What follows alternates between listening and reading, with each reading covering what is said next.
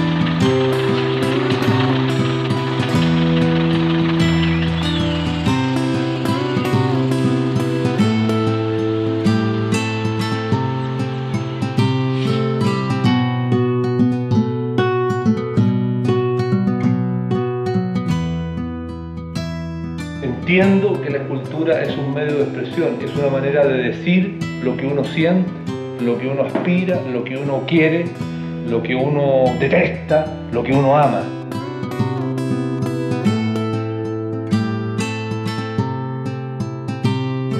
Entré a la Escuela de Bellas Artes el año 63 porque quería estudiar cine y no había dónde estudiar cine. Dije, voy a entrar a la Escuela de Bellas Artes y voy a aprender a dibujar, voy a aprender a manejar el plano, porque mirando esas camaritas es un cuadrito. Voy a aprender a componer y voy a estudiar teatro para ver cómo funcionan los actores. Entonces estudiaba Bellas Artes en el día y teatro en la noche. Mi profesora de escultura era la Marta Colvin y mi profesora de pintura y dibujo era la... Escucha, me olvidé el nombre. Bueno, yo te lo digo. Yo creo que mi maestra y mi mamá fue la Marta Colvin. Esas ganas que ella tenía de interpretar a la América, nuestras raíces. Ella nos hablaba siempre, miren la cordillera. En aquella época en la Escuela de Bellas Artes de la Universidad de Chile, en el Parque Forestal, en esos días de primavera, decían, venga, vamos para afuera, miren la cordillera. Ahí está la escultura chilena. Me echó esa cosa en la piel, en la vena, que la reconozco como la gran enseñanza de ella. Me preguntaba, ¿y qué vas a seguir? Bueno, yo voy para el lado del cine, qué sé yo, tú estás viendo que saco fotos ahora y andar. Y cada cierto tiempo la Marta me decía, yo creo que tú tienes que seguir escultura, ¿no? ¿Qué vas a seguir, Félix? Voy a seguir escultura, le dije. Y me arrepentí al tiro, bueno. Y ahí me largué con todo, con una violencia y una desesperación.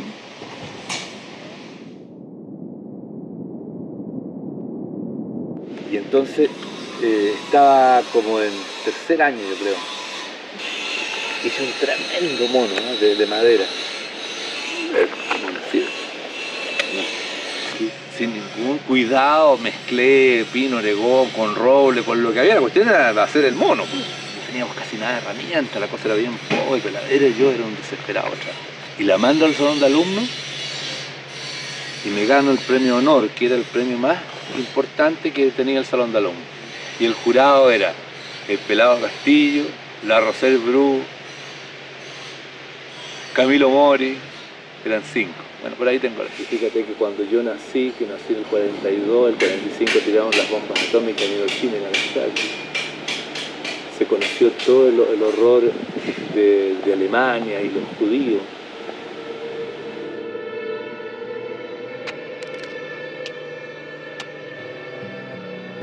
Y yo sé que en la casa con mi abuela, donde yo vivía, con mi madre, mi padre, qué sé yo, y los otros que llegaban,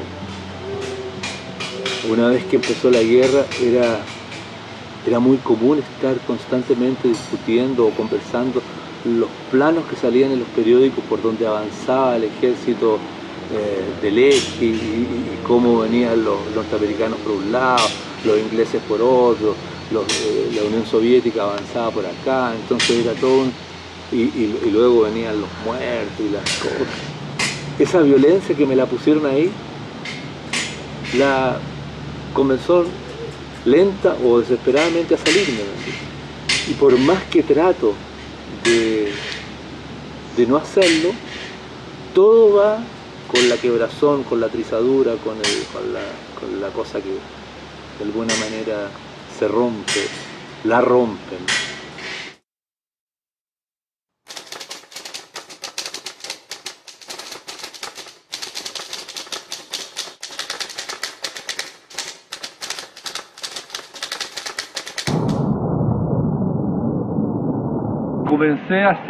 Comencé a preocuparme por la guerra, por la violencia. Es un avión de guerra, ¿no es cierto?, que fue derribado en Vietnam.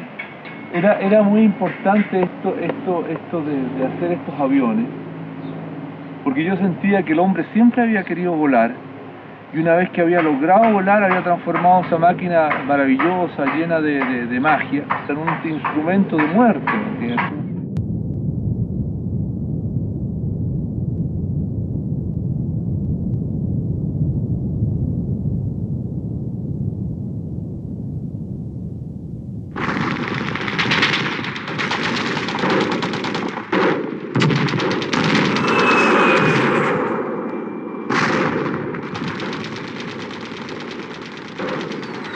A nosotros no nos gustaban las galerías comerciales, nosotros luchábamos encarnizadamente contra las galerías comerciales, porque encontrábamos que el arte no puede ser un producto del mercado, el arte no puede ser un negocio.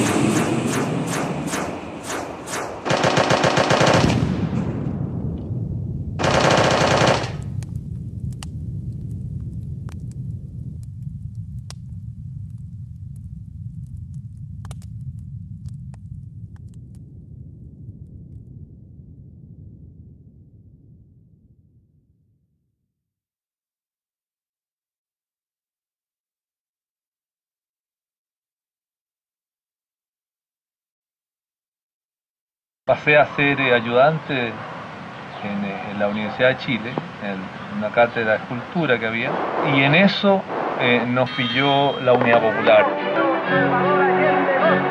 Los partidos favorables al gobierno lograron un poco más del 50% de las preferencias.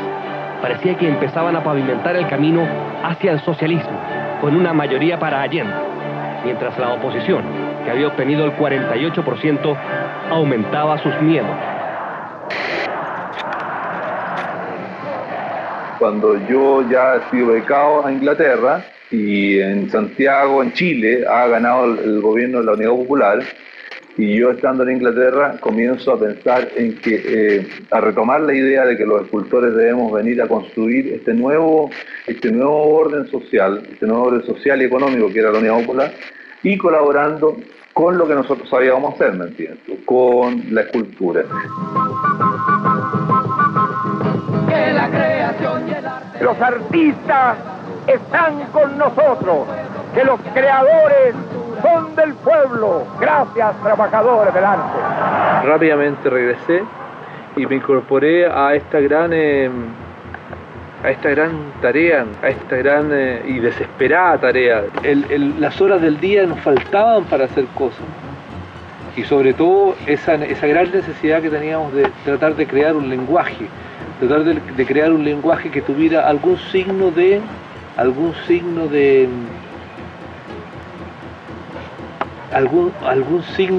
puta, que voy a decir una cosa media terrible, algún signo como de chilenidad, algún signo de identidad que pudieran decir después en el mundo, oye, esa escultura, ese arte es chileno.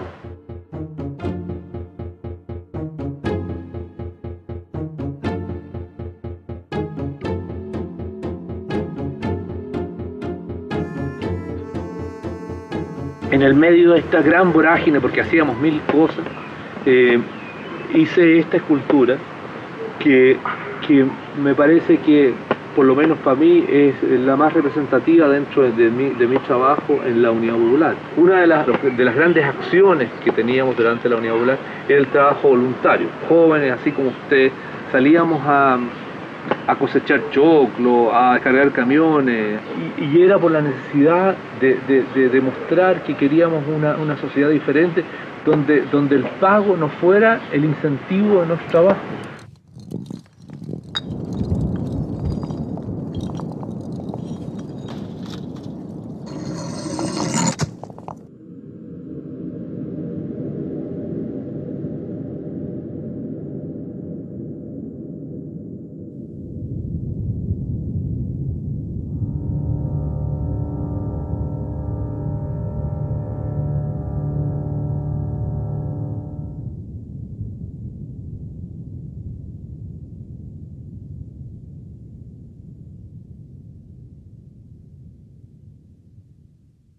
Yo creo que todos teníamos conciencia de que había que hacer muchas cosas en muy poco tiempo. Había que hacer una gran revolución cultural, porque nosotros entendíamos que las grandes revoluciones son revoluciones culturales, no son revoluciones militares.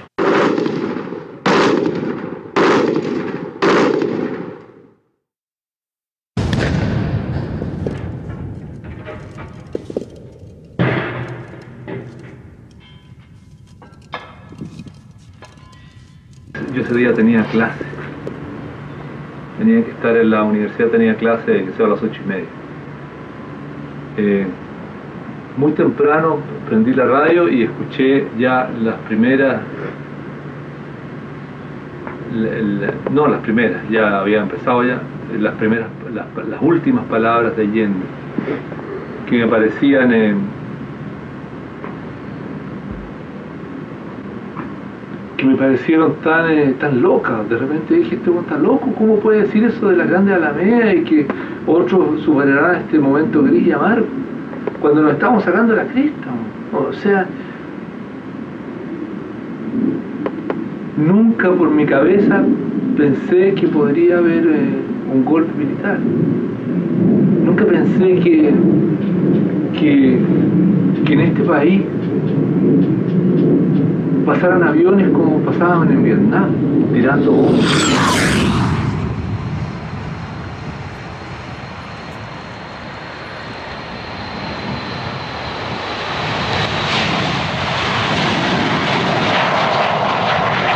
They say that Allende committed suicide and is dead now.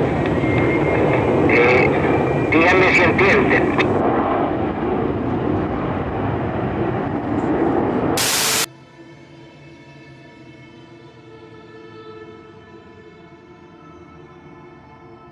Nunca tuve especial cariño por la milicia, la verdad. Encontraba que era encontraba y encuentro que es una pérdida de plata. Sería magnífico que todo el presupuesto de las Fuerzas Armadas fuera destinado a la educación, porque ahí este país sería un país culto, ¿no es cierto? Y no estaríamos en los niveles en que estamos, de chatura y de insensibilidad, ¿no?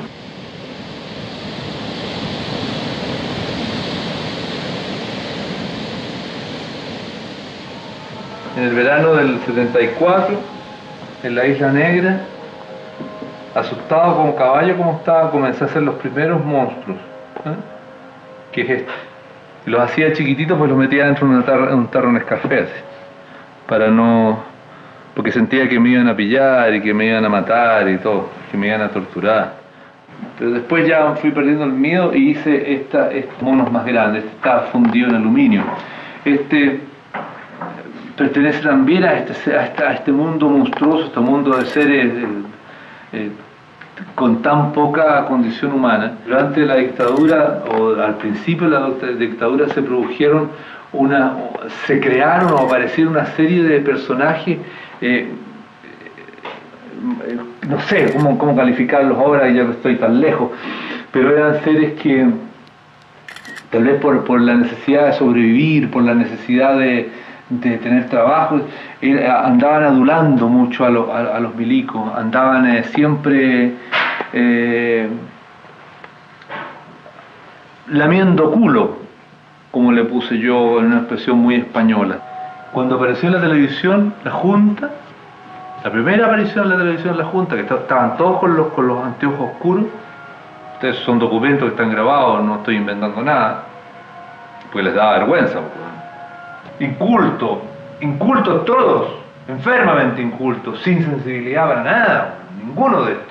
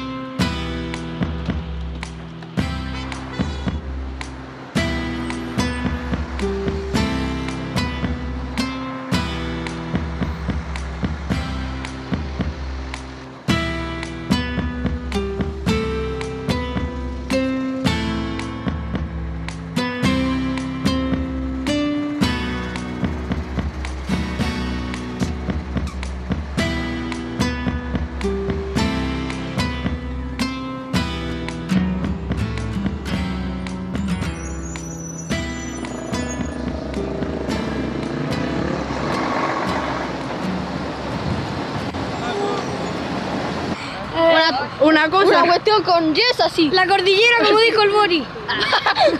Una vaca. Blanco, azul y rojo. Es como una bandera. Es una bandera flameante. Es una bandera flameante. Es como una estatua. Es una vaca. Nacional, una cosa así.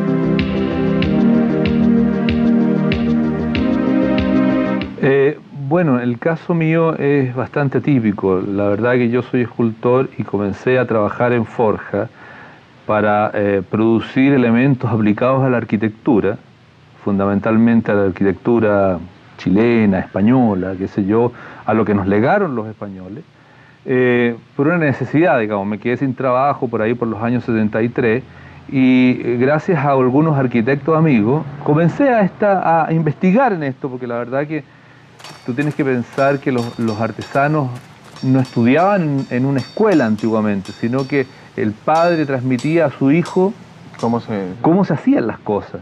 Y así, de generación tras generación, se iban haciendo las cosas. Yo soy hijo de florista, de florista de Santiago, no de florista de Buin.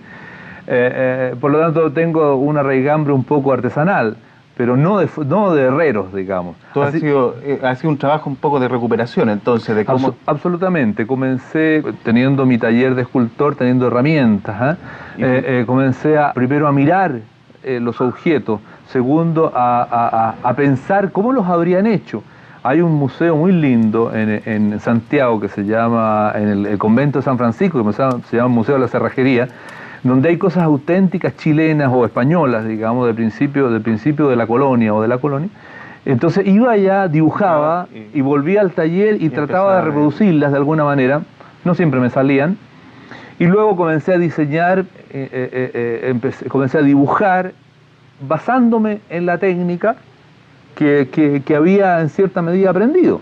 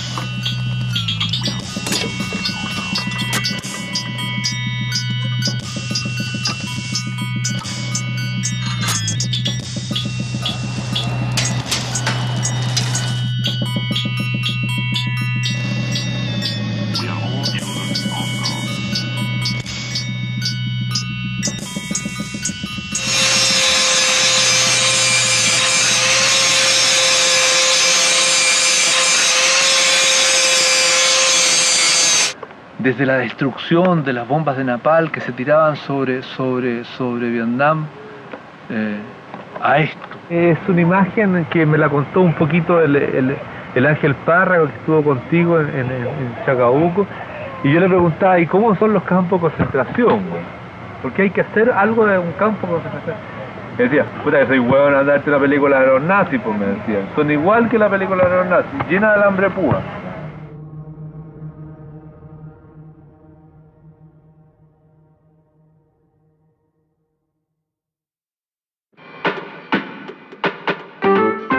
Los miedos que yo recuerdo que en cierta medida, por decirlo de alguna manera, paralizan un poco, fueron los que yo logré tener en este país hace algunos años atrás. Yo tuve un amigo muy lindo, muy querido de la familia, que probablemente podría haber sido mi padre, que se llamó Santiago Natino, y que en esto de la vida fue degollado. Sentí que me habían degollado un poco a mí, de ahí para adelante, digamos, o un poquito antes y después de eso, sentí que venía detrás de mí alguien.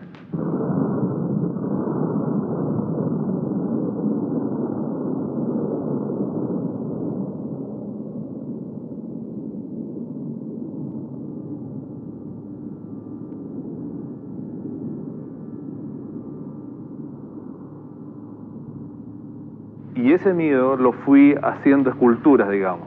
Y sin duda no fue un psicólogo el que me sacó de este gran marasmo del miedo, sino que fue la escultura, digamos. El enfrentarme yo mismo a esos miedos, en hacerlos materia, el ponerlos en una exposición y el reconocerme yo en ellos. Yo creo que el terror, el miedo más grande que hay es el miedo al dolor, el miedo a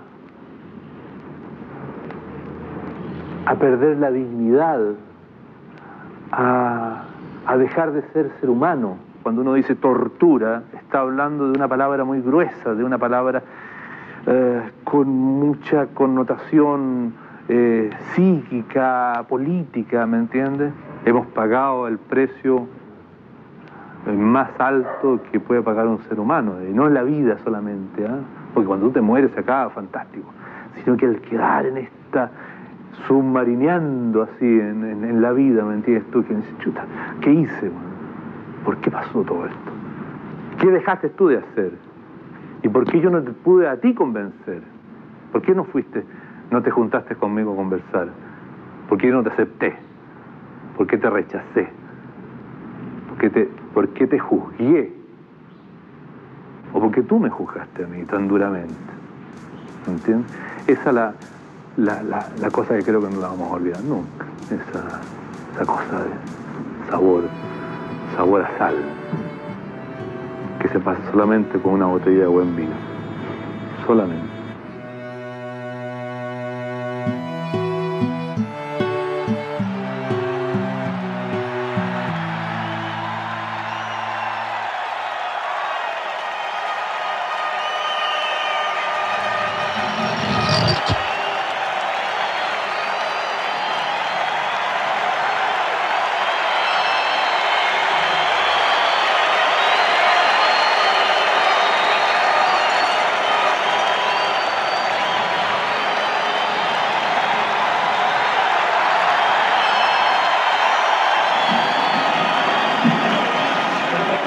Esta es la puerta del Congreso Pleno. Detrás de esta puerta están los congresales, diputados y senadores discutiendo. Entonces, toda esta gente que hay aquí, grabada en el cobre, somos nosotros, somos los electores. Y fuimos a mirar ahí, por eso se llama La Gente Mira. Entonces, estos señores a los cuales nosotros le hemos dado el voto van a cumplir la labor que nosotros le hemos encomendado. Pero la verdad que nosotros hemos votado por ellos para que ellos hagan el trabajo a los cuales nosotros les hemos encomendado, ser nuestros representantes. Y la otra la idea es una semilla que está creciendo, está en su raicita y sus hojitas. Una semilla donde puede crecer una planta que puede ser útil para nosotros, que puede ser maíz, puede ser la vid, puede ser cualquier tipo de fruto que nos alimente. Espero que esa semilla que yo pongo en la puerta sea la semilla que va a ser útil para todos nosotros, para ti, para mí, para toda la gente, para el pueblo, para los que no tienen, para los que tienen, para los que tienen poco.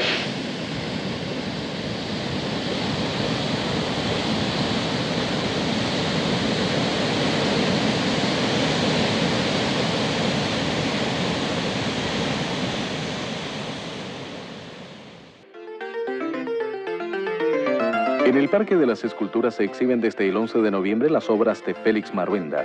Homenaje a Mistuda se ha titulado esta presentación. Efectivamente, en sus últimas obras, Maruenda reconoce todas las preguntas que han recorrido su vida. Con esto crea esculturas expresivas y explosivas. No es irreverencia, es conciencia ante la inseguridad de la vida. Estas obras podrán ser visitadas por el público hasta el 15 de enero próximo.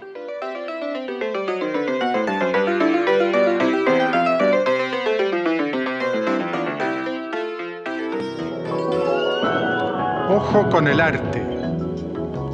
Ojo con el arte. Buenas tardes. Vamos a comenzar este programa con la escultura. Y nada menos que con la escultura de Félix Maruenda. Gracias. Nemesio, estas maquetas que tenemos aquí pertenecen a una exposición que tú has visto, que estoy presentando aquí en la sala del Parque de las Esculturas. Son pequeñas esculturitas que a través de muchos años he ido presentando diferentes concursos. Y en esta oportunidad las presento todas juntas porque la verdad que nunca las ha visto nadie. Muchas cosas topan con la realidad que es muy dura. Claro, para nosotros los escultores la realidad es muy dura. El precio. El precio, la gran lugar donde uno necesita, el gran taller, los tecles, las cantidades de maquinaria, etc. Digamos, entre un pintor y un escultor nosotros siempre salimos perdiendo. ¿Por qué? No entiendo por qué. Porque nosotros necesitamos máquinas, y ustedes necesitan... Nosotros acarreamos la pintura fácilmente. Debajo del brazo. Ustedes necesitan talento, la tela, y esos tubitos de pasta de dientes que usan, ¿cómo se llama? Esos de colores y talento. Sí, no, pero ustedes necesitan piedra, necesitan hierro, y eso es una maravilla también. Sí, bueno. Es una maravilla y tiene no otro valor. Pero no podemos seguir así. Lo nuestro es una cosa ficticia, es una imaginación, es una imagen soñada, pero ustedes realizan la imagen. Tiene cuerpo, lo nuestro no tiene cuerpo, lo nuestro está pintado, es un sueño. En cambio lo tuyo es una piedra tallada, es un objeto, eso es muy lindo. Sí, ¿Te gusta Y de ahí eso? vienen estos músculos. Tú trabajas. Yo no, yo estoy así, un hombre así que tú. Sí, bueno. No, bueno, ustedes sí. se meten en la materia, como Sí. dice Mata, que hay que entrar en la materia. Hay que, sí, hay ustedes entran en la materia con el cincel y con el Sin martillo. duda. Es un compromiso muy brutal, la No, verdad, claro. muy brutal. Por eso somos un poco salvajes también Sí. y un poco maleducados. Sí. Qué lindo fue lo de los ferrocarriles. ¿eh? Esa fue una experiencia maravillosa. Maravilloso. Y te digo una cosa, Nemesio, este ejemplo que ha dado Ferrocarriles, que es una empresa que tiene problemas económicos. Muchos. Desde mucho tiempo. Están quebrados. Desde mucho tiempo. Sin embargo, con una visión y con una sensibilidad especial, oye, se han preocupado de nosotros los escultores. Y fíjate que Ferrocarriles fue Yo diría que no se preocuparon de ustedes los escultores, se preocuparon de todos esos fierros que tenían ahí que no sabían qué hacer con esos fierros. Esos millones de cerros. Cerros de fierro. Y llamaron al museo diciendo, ¿qué podemos hacer con todos estos fierros? Y nació que 11 escultores hicieron esculturas magníficas que están ahora al otro lado del Museo de Bellas Artes porque no cupieron adentro. Mata es un gigantesco. Sí. Se tomó todo, Mata se tomó el museo. El ferrocarril se inventó cuando la rueda macho y la rueda hembra se hizo riel y rueda. Esa es la parte, la poesía, digamos, de mi escultura. La rueda macho y la rueda hembra se fornicaron, hicieron una rueda y parieron un riel y una rueda. Y eso es lo que quiero decir. Y es mi homenaje a la estación Mapocho, a la cual yo nací, digamos. Mi casa se regía por las horas del tren, digamos. Llegó el tren de 10, llegó el tren de 12. Y en esos venía mi abuela, venía mi abuelo. Y yo conocí esto. Y después yo jugaba debajo de estas ruedas, ¿me entiendes? O sea, para mí este taller ha sido como volver un poco a mi infancia, volver a mi infancia, no mi juventud, a mi infancia. Gracias, Ferrocarriles. Lo han hecho muy bien. Ahora, ¿sabe lo que pasa, Ferrocarriles? Los artistas quieren seguir trabajando en este galpón. Para siempre, Nemesio, para siempre. Encuentran que es una maravilla, que han hecho... ¿Por qué no los dejan? Mientras es cierto que los ferrocarriles van a comenzar a funcionar y que seguramente van a necesitar esto, pero ¿por qué no los dejan un par de años aquí, trabajando aquí? Piénsenlo, piénsenlo.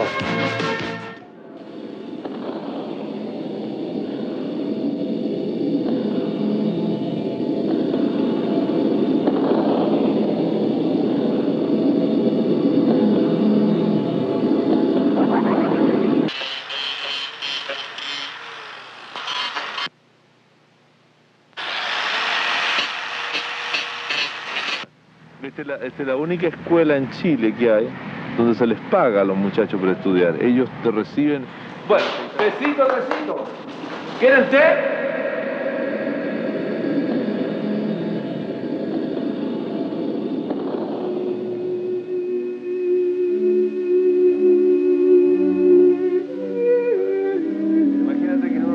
Y está corriendo viento y se pone la toalla pegada al cuerpo y el viento le pega la toalla al cuerpo de tal manera que le deja ver las formas, que se dio de las rodillas, del torso, del abdomen, que se...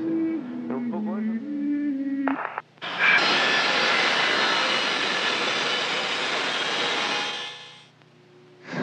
Es la bandera roja la que está crucificada, puesto que Félix Maruenda, bandera roja crucificada, sigue siendo el autorretrato. Todas aquellas utopías que nosotros habíamos soñado para nuestro país y para el mundo se vinieron abajo. Nuestro constante luchar por producir, por crear un mundo solidario, un mundo más justo, un mundo que no estuviera basado sobre el dinero, todo eso se fue a la mierda. Y entonces ahora nos encontramos otra vez crucificados. Ahora no es la bandera chilena, o sea, Félix bandera chilena no es Félix bandera roja el crucificado. O sea, nuevamente sucedió en realidad otra cosa.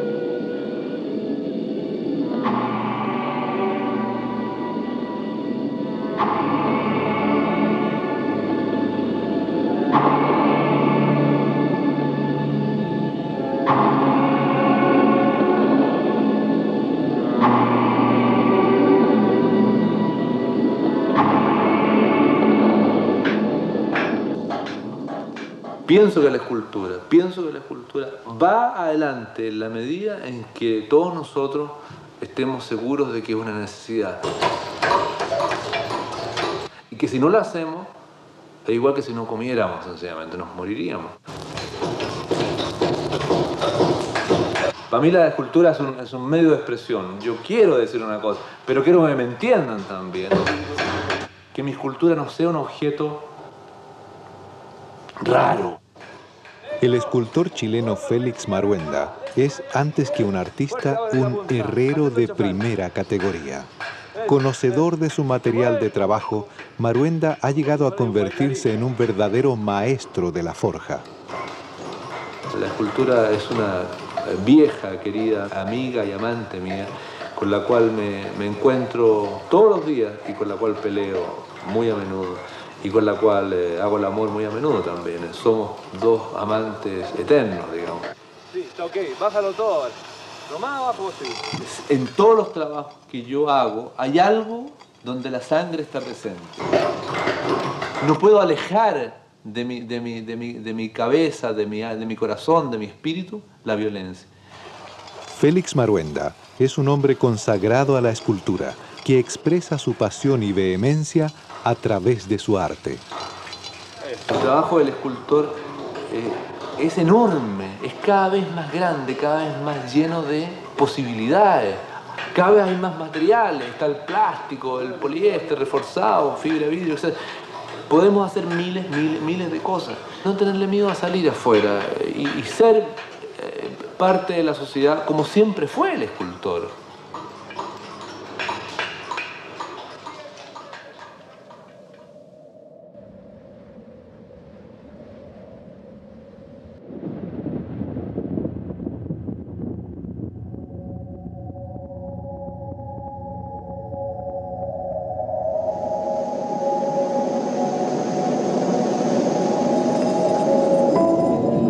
Que el petróleo y el trabajador del petróleo es lo mismo, porque el petróleo sin el trabajador es absolutamente nada. La piedra fundamentalmente porque siento que de la piedra se extrae el petróleo. Nuestro planeta está formado fundamentalmente por esto que es el granito, y cuando ellos perforan obviamente pasan estas capas de granito más todo. Lo que me simbolizaba más al planeta eran estas piedras rotas, estas piedras un poco bruto o muy en bruto.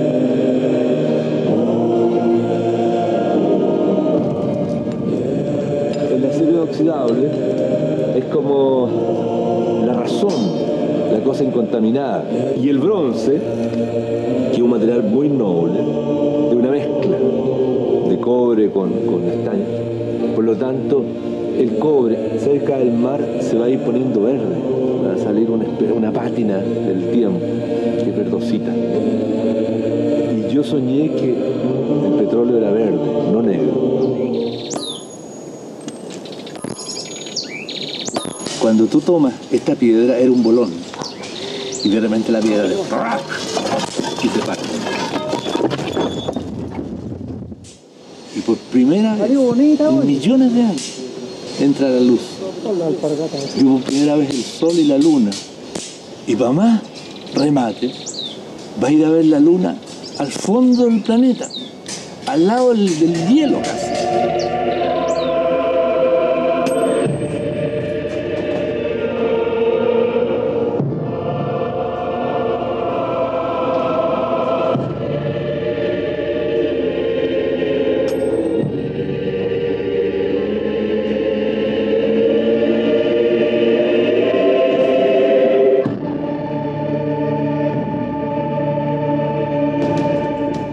Mi primera aproximación a esto fue hacer este trabajo fundido.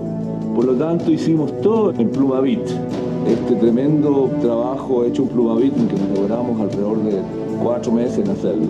Lo transformamos en pequeñas piezas y lo comenzamos a mandar a la fundición. La primera entrega de estas piezas, encontré que lo que yo estaba mandando a fundir no era lo que me entregaba. Y en algún momento pensé que no iba a ser capaz de terminarla.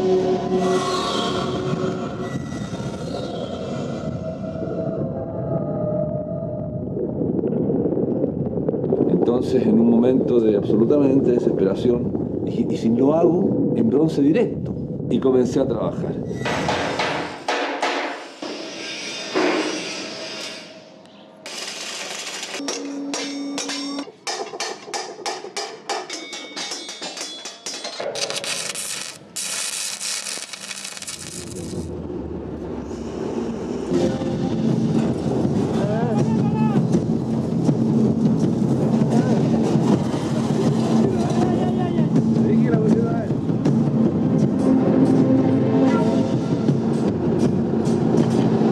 ¡9.007!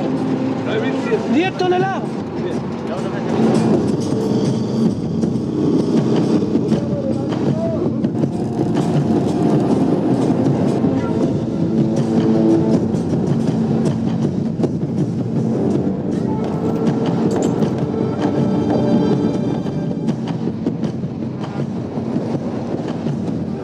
Ahora nos toca la suerte y el orgullo y el placer de poner nosotros nuestro pequeño grano de arena en esta ciudad.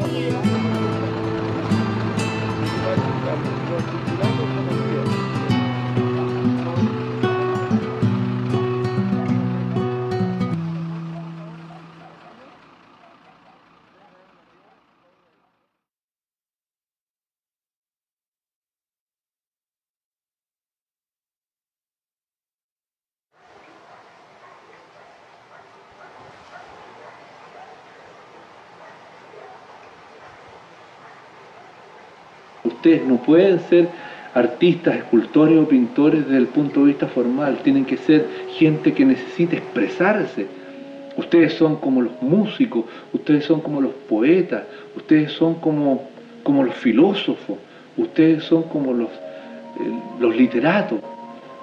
No pueden ser gente que haga juegos formales, el cuadradito con la redondelita, con el palito ensartado. No. Creo que es farrearse esta posibilidad que nos diferencia de las lagartijas, de las ratas, de los perros. Nosotros somos los únicos, somos la única especie que está parada en este planeta que puede expresarse con las manos.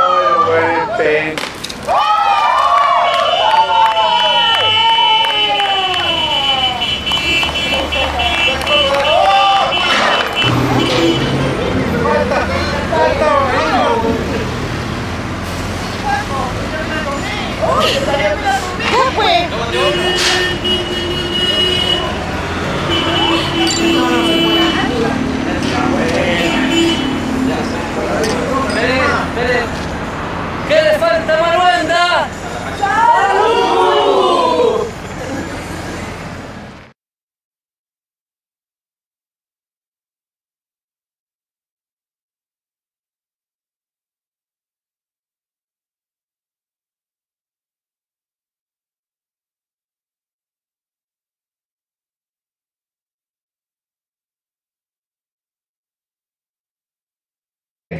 Lo que uno ama.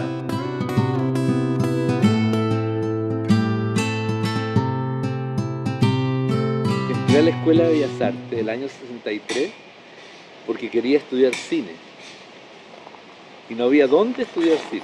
Dije, voy a entrar a la Escuela de Bellas Artes y voy a aprender a dibujar, voy a aprender a manejar el plano, porque mirando esas camaritas es un cuadrito, pues.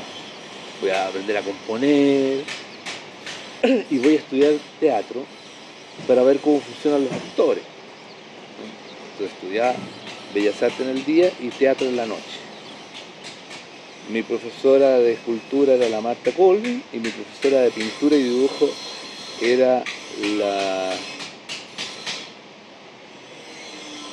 Escucha, me olvidé el nombre. Bueno, yo te lo digo.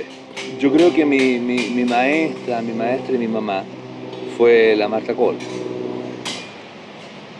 Esas ganas que ella tenía de interpretar a la América, nuestras raíces. Ella nos hablaba siempre, miren la cordillera. En aquella época en la Escuela de Bellas Artes de la Universidad de Chile, en el Parque Forestal,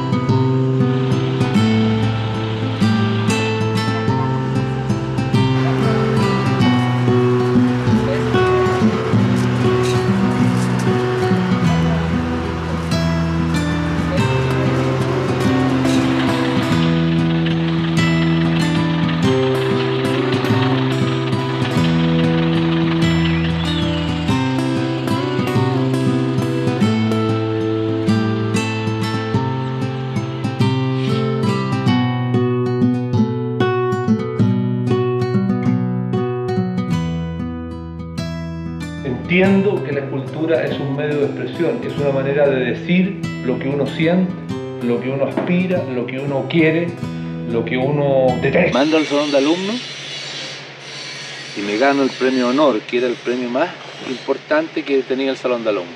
Y el jurado era el Pelado Castillo, la Rosel Bru, Camilo Mori, eran 5. Bueno, por ahí tengo. Fíjate que cuando yo nací, que nací en el 42, el 45 tiraron las bombas atómicas en Hiroshima y Nagasaki. Se conoció todo el horror de Alemania y los judíos.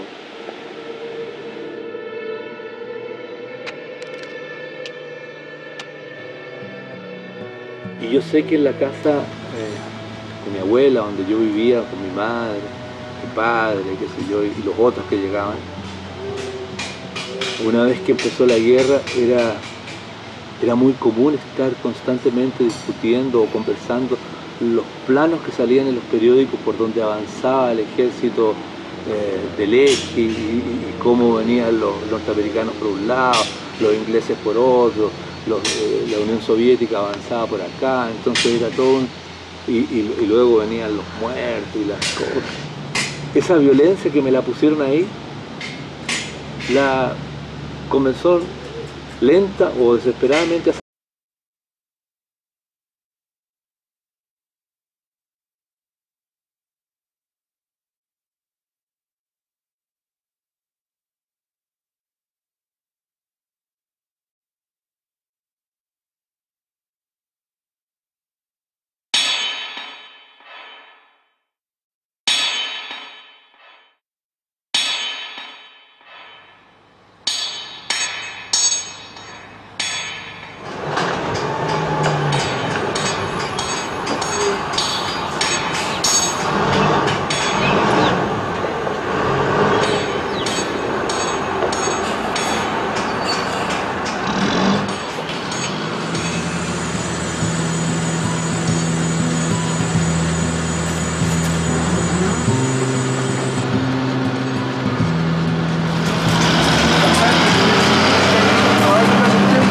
pasar un billete ahí. ¿Sí? Estos fierros son continuos y firmes.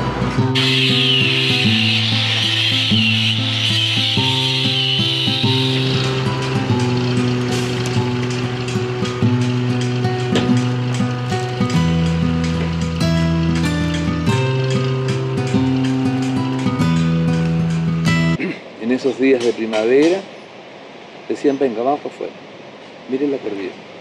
Ahí está la escultura chilena.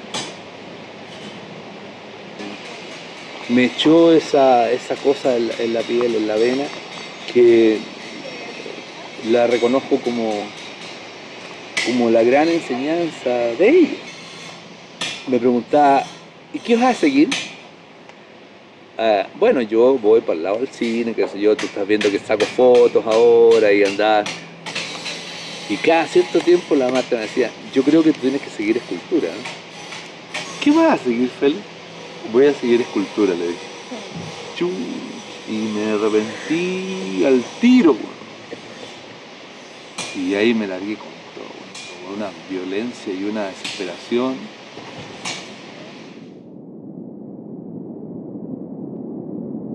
Y entonces estaba como en tercer año, yo creo. Hice un tremendo mono, ¿no? de madera. Sin ningún cuidado mezclé pino, oregón, con roble, con lo que había. La cuestión era hacer el mono. Pues. No teníamos casi nada de herramientas, la cosa era bien pobre, yo era un desesperado. Y la